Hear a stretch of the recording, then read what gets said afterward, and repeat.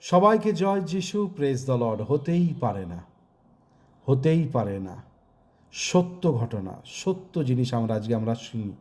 যে ব্যাপার হয়েছে, আমি যদি ঈশ্বরকে যদি মন আত্মা প্রাণ দিয়ে যদি প্রেম করি, ভালোবাসি, আমার ক্ষমতা আমার স্ত্রীকে, আমার ক্ষমতা আমার স্বামীকে ভালোবাসার সেই ক্ষমতা আশ্চর্যভাবে বেড়ে ওঠে।